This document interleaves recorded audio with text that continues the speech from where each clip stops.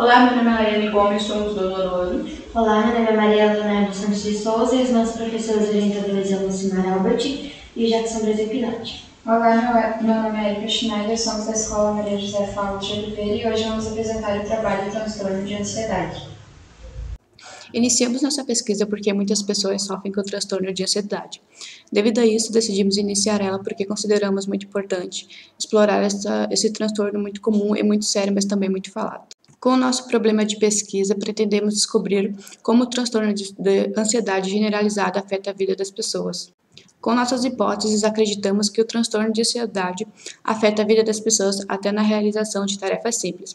Também pensamos que o transtorno de ansiedade se tornou muito mais comum durante a pandemia em jovens e adultos. Acreditamos que o transtorno de ansiedade pode surgir muitas vezes por meio de trauma e estresse.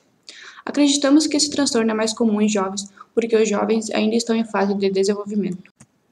Nosso objetivo geral é identificar como o transtorno de ansiedade afeta a vida das pessoas.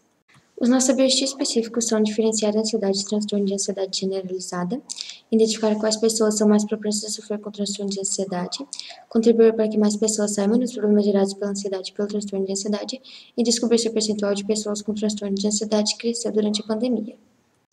De acordo com Drauzio Varela, a ansiedade é uma reação comum diante de situações que podem provocar medo, dúvida ou expectativa. O site da Associação Paulista para o Desenvolvimento da Medicina, SPDM, diz que a ansiedade é um transtorno comum do psicológico e ele é responsável por funções importantes no crescimento do ser humano. E é ela que faz com que tenhamos medo, com que não sejamos capazes de prever algum tipo de risco e realizarmos providências, não nos mobilizarmos.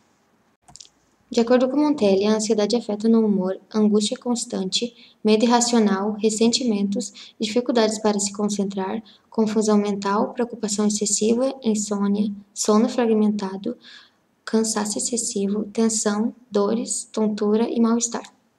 De acordo com o SPDM, a ansiedade faz com que tenhamos medo, com que não sejamos capazes de prever algum tipo de risco e realizarmos providências, não nos mobilizarmos.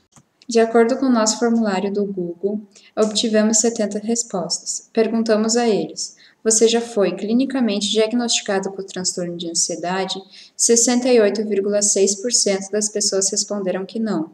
O restante de 31,4% responderam que sim. Fizemos a seguinte pergunta: você tem algum trauma de infância que possa colaborar para que surjam crises? 64,3% das pessoas responderam que não.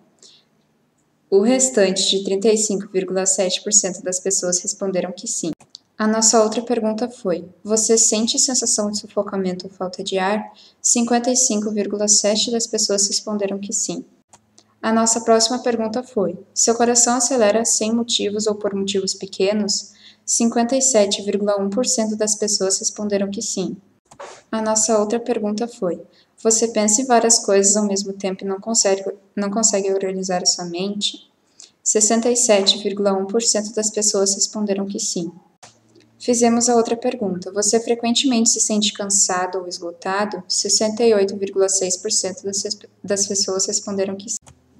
Fizemos a pergunta: você se preocupa demais com coisas e tarefas que são até mesmo simples? 64,3% das pessoas responderam que sim. A nossa última pergunta foi: você se sentiu ansioso para terminar este questionário? 72,9% das pessoas responderam que não. Os nossos resultados foram: percebemos por meio da nossa amostra que mais pessoas maiores de 18 anos foram diagnosticadas do que aqueles menores de 18 anos de idade. Em relação ao gênero, o diagnóstico é mais frequente entre as mulheres, com 31,48% dos casos, enquanto que os homens aparecem com 31,25%. Nossas conclusões foram: transtorno de ansiedade afeta as pessoas de inúmeras formas, interferindo em várias áreas da nossa vida. Duas das nossas hipóteses não se confirmaram, enquanto que as outras duas se mostraram corretas. A nossa primeira hipótese se confirmou. De acordo com o nosso gráfico, a maioria das pessoas sentem dificuldade de fazer tarefas simples ao longo do dia. A nossa segunda hipótese se encontra correta. De acordo com as pesquisas que fizemos pela internet, o percentual de pessoas com transtorno de ansiedade cresceu muito mais durante a pandemia. A nossa terceira hipótese está incerta, porque algumas pessoas ainda não sabem que têm trauma de infância. A nossa quarta hipótese está incorreta, porque, de acordo com o nosso gráfico, as pessoas que responderam que já foi clinicamente diagnosticada com transtorno de ansiedade são maiores de 18 anos.